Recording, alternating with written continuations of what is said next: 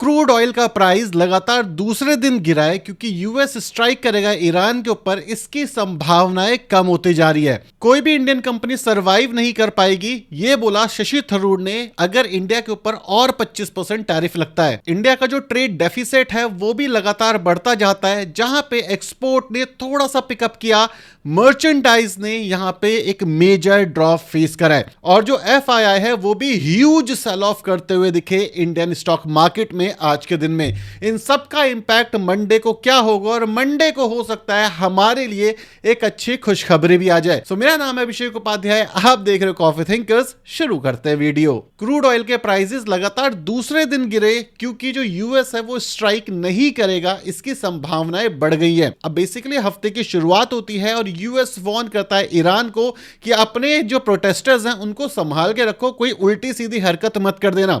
और जैसे ही ये वार्निंग मिलती है और जो यूएस है वो ईरान के आसपास अपनी मिलिट्री भेजने लगता है, यहां पे ही क्रूड ऑयल के प्राइसेस बढ़ने लगते हैं। अब जैसे ही क्रूड ऑयल के प्राइसेस बढ़ते हैं, इंडियन मार्केट की सेंटिमेंट खराब होते हैं। और आपको याद होगा कि हफ्ते की शुरुआत में ही लास्ट पूरा हफ्ता जो हमारा बाजार रहा उसके अंदर लाल रंग देखने को मिला और इसके पीछे जो मेन रीजन निकल के आया वो निकल के आया क्रूड ऑयल के प्राइसेस। और लास्ट 2 दिन से क्रूड ऑयल के प्राइसेस गिर रहे हैं और आप हमारे बाजार के अंदर जो छोटी सी रिकवरी है ये देख सकते हो। और सिर्फ क्रूड ऑयल के प्राइसेस मैटर नहीं करते। डोनाल्ड ट्रंप ने बोला था कि जो भी कंट्रीज यहां पे ट्रेड करती हैं ईरान के साथ, उन सारी कंट्रीज पे 25% का एडिशनल टैरिफ मैं लगा दूंगा। और जब टैरिफ लगाने की बात आई तो इंडिया, चाइना, टर्की और भी काफी देशों का नाम आया।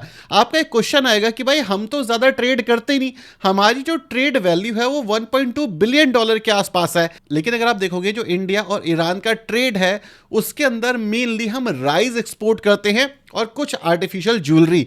लेकिन अगर यहां पे टैरिफ लग जाता है, और आप याद रखना अभी ये चीज खत्म नहीं हुई है, अभी भी टैरिफ लगने की पूरी संभावनाएं हैं और ट्रंप को वीकेंड बहुत ज्यादा पसंद है। अगर ऐसा होता है वीकेंड पे, अभी पूरा हफ्ता निकला है, अभी ऐसा कुछ ही नहीं हुआ, लेकिन अगर ये चीज होती है वीकेंड पे तो मंडे एक बड़ा क्रैश हो सकता है। और जो शशि थरूर ने वार्निंग दी है वो इसी टैरिफ को लेकर के दी है और चांसेस हाई है कि भाई ये टैरिफ वो लगा भी दे, क्योंकि जो ईरान के मिनिस्टर्स हैं वो ओपनली थ्रेटन कर रहे हैं ट्रंप को। याद होगा आपको यूएस में इलेक्शन कैंपेन चल रहा था और डोनाल्ड ट्रंप के ऊपर गोली चली थी और वो उससे बच गए थे। ईरान के मिनिस्टर कह रहे हैं कि अब आने वाले टाइम पे अगर चलती है तो वो बचने नहीं चाहिए और ये चीज एस्केलेट कर सकती है ईरान और यूएस की वॉर को। तो आपको याद रखना पड़ेगा कि हो सकता है ओवर वीकेंड जैसे यहां पे वेनेजुएला के साथ हुआ वही चीज ईरान के साथ ना हो जाए। डेफिनेटली यहां पे इतना आसान नहीं होगा जैसे वेनेजुएला के साथ हुआ था, लेकिन अगर यहां पर कोई भी एक्शन होता है तो इसमें कतर बाय डिफॉल्ट इन्वॉल्व हो जाएगा क्योंकि उसी के मिलिट्री बेसिस यूज होंगे। यूएस तो इन्वॉल्व हो गई और ईरान हो सकता है छुपे छुपे उसने न्यूक्लियर पावर मिसाइल्स या न्यूक्लियर पावर बॉम्ब्स बना लिए हों, जिस वजह से ये जो लड़ाई है ये एस्केलेट हो सकती है। और इसकी जो संभावनाएं हैं वो धीरे धीरे करके कम हो रही हैं, लेकिन जिस हिसाब से ओपनली चैलेंज किया जा रहा है ट्रंप को, और आपको पता है कि ट्रंप एक नंबर का पागल इंसान है, तो यहां पे जो पोक किया जा रहा है ट्रंप को, इसको देख करके जो ग्लोबल एक्सपर्ट्स हैं उनका कहना यह है कि भाई अनसर्टेनिटी ओवर द वीकेंड बनी रहेगी बाजार के लिए भी और ईरान और यूएस की वॉर को लेकर के भी। तो इसके ऊपर आपकी नजरें ओवर द वीकेंड रहनी चाहिए कि क्या एक्शन होते हैं। इंडिया का ट्रेड डेफिसिट बढ़ चुका है 25 बिलियन डॉलर का दिसंबर के अंदर। अगर हम बात करें 1% हमारे एक्सपोर्ट बढ़े हैं, मतलब दिसंबर में 38.51 बिलियन डॉलर हमारे एक्सपोर्ट रहे, वहीं पे लास्ट ईयर 37.80 बिलियन डॉलर हमारे एक्सपोर्ट थे। लेकिन यहां पे प्रॉब्लम क्या हुई, यहां पे जो हमारे इंपोर्ट्स हैं वो एक्स्ट्रा ऑर्डिनरी तरीके से बढ़ चुके हैं, मतलब 63.55 बिलियन डॉलर के आसपास हमारे इंपोर्ट बढ़े हैं, मतलब 8.7% हमारा जो इंपोर्ट है वो बढ़ता हुआ दिखा। अगर इसको 2024 से कंपेयर करेंगे तो 58.43 बिलियन के आसपास जो हमारे इंपोर्ट है वो बढ़ते हुए दिखे हैं। और यहां पे जो सबसे बड़ा कल्प्रेट रहा है वो रहा है चाइना। चाइना के साथ हमारे रिलेशन सुधर तो रहे हैं, लेकिन अगर आप देखोगे तो हमारे एक्सपोर्ट भी बढ़ रहे हैं चाइना पे, ये अच्छी बात है। लेकिन अगर हम इंपोर्ट और एक्सपोर्ट का डेटा देखेंगे इंडिया और चाइना का, तो हम उसके 1 से 2% से ज्यादा एक्सपोर्ट नहीं करते जितना हम चाइना से इंपोर्ट करते हैं। और जो रिलेशन हमारे चाइना से अच्छे हो रहे हैं, जिस वजह से हम ट्रंप से दूर जा रहे हैं क्योंकि ट्रंप को चाइना पसंद नहीं है, ये हमारे लिए बैकफायर करने ही वाला है। अगर आप देखोगे वो ऑलरेडी हमारी इकोनॉमी में बैकफायर कर चुका है। हमारा जो ट्रेड डेफिसिट इस समय पे काफी कम हुआ है, वो हुआ है सिर्फ और सिर्फ सर्विस सेक्टर की साइड। इंडियन सर्विस सेक्टर ने भी अपने एक्सपोर्ट्स में एक छोटा सा डिक्लाइन देखा, लेकिन हमारे जो मेजर इंपोर्ट्स है उसको कवर ही हमारे सर्विस सेक्टर करते हैं, और वही रेजिलियंस 2025 दिसंबर में भी हमारे एक्सपोर्ट सेक्टर ने दिखाया। जितना इंपैक्ट सोचा जा रहा था उससे कम हुआ, लेकिन ओवरऑल जो ट्रेड डेफिसिट रहा दिसंबर 2025 का वो काफी ड्रास्टिक है। और चीजें यहां पर खत्म नहीं होती। अगर आप एफआईआई का डेटा देखोगे तो अभी तक जनवरी के अंदर 26,000 करोड़ के आसपास का सेल ऑफ हुआ है, और 16 जनवरी जो कि आज का दिन है, आज के दिन ही 4,346 करोड़ का सेल ऑफ था, और 14 जैन को भी 4,781 करोड़ के आसपास का सेल ऑफ था। तो 26,000 करोड़ का ऑलरेडी सेल ऑफ हो चुका है। अगर आप देखोगे नवंबर के महीने में 17,000 करोड़ का सेल ऑफ हुआ, दिसंबर के महीने में ये डबल हो गया 34,000 करोड़ के आसपास। और मुझे लग रहा है जिस हिसाब से ये सेल ऑफ चल रहा है, हो सकता है ये हमारे 2025 दिसंबर के नंबर को भी ये पीछे छोड़ दे। तो एफआईआई को ऐसा एक्चुअली क्या पता है जो कि हमें नहीं पता। आप देखोगे ये जो सेल ऑफ है मंथ ऑन मंथ काफी ज्यादा बड़े नंबर हमें दिखा रहा है। बीच में थोड़ा सेल ऑफ कम होता है, बाजार जो होता है वो थोड़ा रिकवर करता है, लेकिन नेट बाजार के अंदर एक मेजर सेल ऑफ देखने को मिल रहा है। इसी के साथ साथ जो रीसेंट रिजल्ट्स आ रहे हैं, चाहे मैं टीसीएस की बात करूं, इन्फोसिस की बात करूं, या जो हमारे एचयूएल के नंबर्स हमें अभी देखने को मिले हैं, ऑफिशियल नंबर नहीं, अभी ऑफिशियल अनाउंस नहीं हुआ, वहां पर भी एक स्लो डाउन हमें देखने को मिल रहा है। मतलब जो इनकी सेल्स है वो लगातार गिरती ही जा रही है। जो टीसीएस है अगर आप देखोगे उसके रेवेन्यूज अच्छे नहीं आए, लेकिन अगर आप उसके जो बाइफर्केशन है उसके अंदर जाओगे तो वहां पर एक कंपनी है जिसके अंदर वो डेटा सेंटर बिल्ड कर रहे हैं, उनकी सब्सिडरी है टीसीएस की, वहां पर जो रेवेन्यूज है वो धीरे धीरे करके क्लाइम कर रहे हैं। तो इंडियन आईटी सेक्टर में एक प्रॉब्लम चल रही है और इसका सॉल्यूशन टीसीएस निकाल रहा है। सो अगर आप इंडियन आईटी सेक्टर में इन्वेस्ट कर रहे हो, जहां पर टीसीएस, इन्फोसिस, पर्सिस्टेंट सिस्टम या कोई भी नई कंपनी आती है, वहां पर आपको एक चीज ध्यान रखनी है कि अगर वो एआई, डेटा सेंटर, सेमीकंडक्टर में नहीं है तो याद रखना 2026 उनके लिए एक ऐसा साल हो सकता है जहां पे उनके रेवेन्यूज ड्रास्टिकली कम होते हुए दिखे, क्योंकि एआई के वजह से काफी सारी जॉब्स ऑलरेडी जा रही है। जो हमारा बीपीयू का डेटा है, जहां पे हम कॉल सेंटर प्रोवाइड करते हैं बड़ी बड़ी कंपनीज को, वहां पर भी मेजर जॉब लॉसेस देखने को मिले हैं। और इसके पीछे सिंपल सी चीज है, जो सपोर्ट है वो अब एआई के थ्रू दिया जा रहा है। तो अगर आप इंडियन इन्वेस्टर हो या इंडिया में जॉब करते हो आईटी के अंदर या बीपीओ सेक्टर के अंदर, तो या तो आप अपनी स्किल को अपडेट कर लो, या फिर जो जॉब लॉसेस हैं 2026, 2027, 2028 में ये मेजर होने वाले हैं और इसका इंपैक्ट देखने को मिलेगा। और जो एंट्री लेवल जॉब्स हैं ये और ज्यादा इंपैक्ट देगी। सपोज करो आपको 5-7 साल, 10 साल, 15 साल का एक्सपीरियंस है किसी एक मार्केट में, तो शायद आप फिर भी बच जाओ, आपकी सैलरी ना बढ़े उतनी, बट आप बच जाओ। लेकिन अगर आप एक जेंजी हो जो कि अभी जॉब में गया है, 1-2 साल, 3 साल हुआ है, उस केस में आपकी जॉब पे एक बड़ा खतरा आ सकता है, क्योंकि शायद आपके पास वो एक्सपीरियंस नहीं है, वो एक्सपर्टीज नहीं है किसी भी स्किल को लेकर के।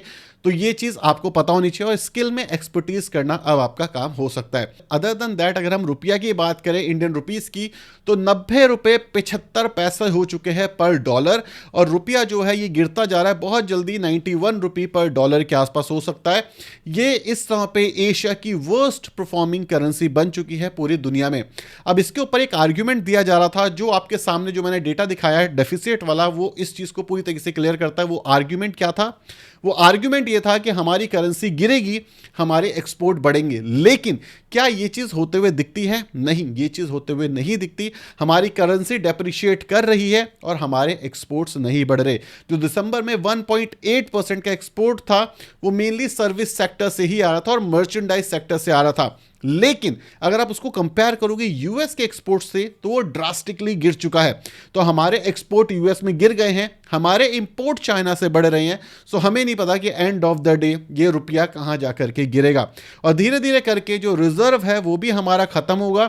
मतलब आप जो डॉलर को बेच करके आईएनआर को बचाते थे, ये करना भी बहुत ज्यादा मुश्किल होने वाला है। सो अगर आप सिर्फ इंडियन रुपीस के अंदर अपनी जो वेल्थ है वो रखते हो, गोल्ड आपके पास नहीं है, या फिर आपके पास डॉलर नहीं है, आप आउट ऑफ इंडिया इन्वेस्ट नहीं करते, तो ये आपकी वेल्थ के ऊपर एक मेजर डेंट दे सकता है, जिससे रिकवर करना शायद थोड़ा मुश्किल होने वाला है। जो एफआई FII हैं उनमें भी उम्मीद ये लगाई जा रही है कि वो इंडियन बाजार को बेचते चलेंगे और मेनली लार्ज कैप कैटेगरी के स्टॉक्स के अंदर इन्वेस्ट करेंगे। इस वजह से जो निफ्टी है थोड़ा रिकवर करता हुआ दिख सकता है। अगर आप एक स्टॉक मार्केट इन्वेस्टर हो तो आपको यहां पे रेजिलियंस दिखाना है। यहां पे मैं आपको एक और एग्जांपल देता हूं 2018 से लेकर के 2022-23 तक, जहां पे चाइना से मेजर आउटफ्लो हुआ था FII का, जब उनकी जो मार्केट है वो 2-2.5 साल 3 साल बिल्कुल नहीं चली थी, ऑलमोस्ट ना के बराबर ही चली थी ओवरऑल मार्केट उनकी। लेकिन इस समय पे अगर आप देखोगे 2025-26 के अंदर काफी अट्रैक्टिव बाजार लोगों को, बड़े बड़े इन्वेस्टर्स को, ये JP मॉर्गन की रिपोर्ट आई थी, उनको चाइना लग रहा है कि चाइना एक इमर्जिंग मार्केट बन सकती है। आप बोलोगे चाइना तो यार एक डेवलप मार्केट है, लेकिन चाइना अभी भी इमर्जिंग नेशंस के अंदर वो कैलकुलेट करते हैं। इसी वजह से जो चाइना है वो ग्रो कर रहा है, वहां पे काफी सारा इन्फ्लो जा रहा है FII का, यूएस के अंदर इन्फ्लो जा रहा है FII का। एक ETF जो इस समय पे रिजर्व करेंसी के ऑलमोस्ट पास हो चुका है वो है हमारा गोल्ड ETF। गोल्ड ETF के पास इतना सारा पैसा जा रहा है कि वो सेकंड लार्जेस्ट करेंसी बन चुकी है इन द वर्ल्ड, कि भाई गोल्ड जो है सेकंड लार्जेस्ट रिजर्व करेंसी बन चुकी है, और जो आप और मैं भी होल्ड करते हैं। एक डेटा और सामने आता है जो ये बताता है कि 2026 के अंदर जो गोल्ड है वो 5000 आउंस के आसपास चला जाएगा। एक आउंस के अंदर 30.2 ग्राम के आसपास होता है। मतलब अगर आप गोल्ड की बात करो तो इस साल के एंड तक, JP मॉर्गन की रिपोर्ट है ये भी, इस साल के एंड तक जो गोल्ड का प्राइस है वो 1,70,000 के आसपास जा सकता है पर 10 ग्राम की बात कर रहा हूं। एक आउंस के अंदर कितने ग्राम होते हैं? 30.2 ग्राम्स के आसपास होते हैं। तो ये चीज डेटा में देखा जा रहा है, मतलब गोल्ड यहां से भी बढ़ता हुआ दिख सकता है। कॉपर के अंदर भी एक अच्छी खासी ग्रोथ आपको देखने को मिलने वाली है 2026 के अंदर ही। तो अगर आप सिर्फ रुपया को लेकर के बैठे हो, अगर आप एक रिटायर्ड पर्सन हो कि भाई मैं रिटायर होने वाला हूं, मेरा फायर नंबर, फायर होता है ना कि इतना अमाउंट मुझे मिल जाए मैं रिटायर हो जाऊं, तो आपकी जो इनकम है उसके ऊपर एक मेजर डेंट पड़ सकता है 2026 के अंदर। अगर आप एक लॉन्ग टर्म इन्वेस्टर हो तो देखो चाइना ने सेम चीज फेस करा है, स्लो डाउन, हमारी इकोनॉमी भी स्लो डाउन है, हम कितने भी नंबर बताए लेकिन हमारी कंपनी ग्रो नहीं कर पा रही, हमारी कंपनी के नंबर ये चीज जस्टिफाई नहीं करते। तो ये चीज हमारे पास हमें देखने को मिल रही है। तो कोई बात नहीं, अगर आप एक लॉन्ग टर्म इन्वेस्टर बने रहो, अगर इंडिया डूबेगा तो हम साथ डूब जाएंगे, नहीं डूबेगा जिसके चांसेस हाई हैं कि हमारा देश तो भाई ग्रो करेगा ही करेगा, दुनिया ग्रो करे ना करे, तो हम भी इसके साथ ही ग्रो करेंगे। स्लो डाउन एक अच्छी अपॉर्चुनिटी लेके आता है जो लॉन्ग टर्म इन्वेस्टर्स के लिए अच्छी है। FII का क्या है, उन्होंने कब से खरीदा हुआ? सन 2000 से खरीदा हुआ है और लार्ज कैप में उनका सबसे ज्यादा पैसा लगा रहता था। उन्होंने वो जो पैसा था आज निकाल रहे हैं, कभी तो प्रॉफिट बुक करना ही था ना, इतने लंबे समय से इन्होंने होल्ड किया है, वही चीज आउटफ्लो हो रहा है। हमारे लिए इन शॉर्ट टर्म डेफिनेटली एक बुरी खबर है, लेकिन इन लॉन्ग रन आपको अच्छी न्यूज़ ही आते हुए दिखेगी अगर इंडियन इकोनॉमी ग्रो करती रहती है। और इसको चेक करने की ग्रो कर रही है नहीं कर रही, गवर्नमेंट डेटा देखो और इसी के साथ साथ कंपनी का डेटा देखो। नेस्ले हो गया, हिंदुस्तान यूनिलीवर हो गया, HDFC बैंक हो गया, इनका डेटा हमें बहुत कुछ बता देता है एज एन इंडियन इन्वेस्टर। तो अगर आप लॉन्ग टर्म पर्सपेक्टिव से आ रहे हो तो मेरे ख्याल से बाजार में बहुत बड़ी बड़ी अपॉर्चुनिटी आते हुए दिखेगी, जहां पे बड़े इन्वेस्टर छोड़ के जा रहे हैं। रिटेल इन्वेस्टर अगर चाहे तो खरीद सकता है, बट लॉन्ग टर्म के लिए देखना, शॉर्ट टर्म में चीज़ें बहुत ज़्यादा अप एंड डाउन हो सकती है। अगर कोई भी बैड न्यूज़ आती है, अगर हम पे 25% के टैरिफ और लग जाते हैं, तो आप ये मानो कि हमारे जो एक्सपोर्ट वाले बिजनेस है वो ऑलमोस्ट खत्म ही हो जाएंगे। फिर कहाँ ही आप एक्सपोर्ट कर पाओगे यूएस के अंदर, राइट? अभी भी अगर आप देखोगे हमारा जो डेटा आया है डेफिसिट वाला, उसके अंदर भी हमारा जो बचा कि भाई हम एक्सपोर्ट कर पा रहे हैं वो इलेक्ट्रॉनिक की वजह से बचा है, क्योंकि इलेक्ट्रॉनिक के ऊपर अभी कोई भी टैरिफ नहीं लगाया और चांसेस हाई है कि अगर आगे हमारी ट्रेड डील नहीं होती तो उस पर भी टैरिफ लग सकता है। तो 2026 काफ़ी वॉलेटाइल होगा। But as a investor, Warren Buffett की याद रखो चीज़ें, जब चीज़ें खराब हों तब इन्वेस्ट करो, जब चीज़ें बहुत ही अच्छी दिख रही हो ना तब आपको वहाँ से एग्जिट करना है। टाइम याद रखकर 2020 वाला, 2023 वाला, जब लोगों को लग रहा था कि भाई सिर्फ स्टॉक मार्केट ये कुछ और नहीं है, आज की डेट में इसका उल्टा है। लोगों को लग रहा है स्टॉक मार्केट बेकार हो चुकी है, FD ज़्यादा बढ़ी है। तो ये टाइम है धीरे धीरे करके अच्छे एसेट्स को एक्यूमुलेट करने का, क्योंकि दुनिया में ऐसी खबरें बहुत आई है। सन 2000 में जब IT बबल फटा था तब भी आया था, उसके बाद 2008 में जब लेमन ब्रदर्स क्राइसिस हुआ सबको लगा दुनिया तबाह हो गई, 2020 में कोविड आया दुनिया तबाह हो गई, और वापस से ट्रंप आया लोगों को लग रहा है दुनिया का तबाह हो जाएगी, और ऐसा नहीं होता। ये टाइम होता है जब आप अच्छे स्टॉक्स को अच्छे प्राइस पे बाय कर सकते हो। वीडियो पसंद आए वीडियो को लाइक और चैनल को सब्सक्राइब कर देना। Thank you so much for watching this video. Signing off.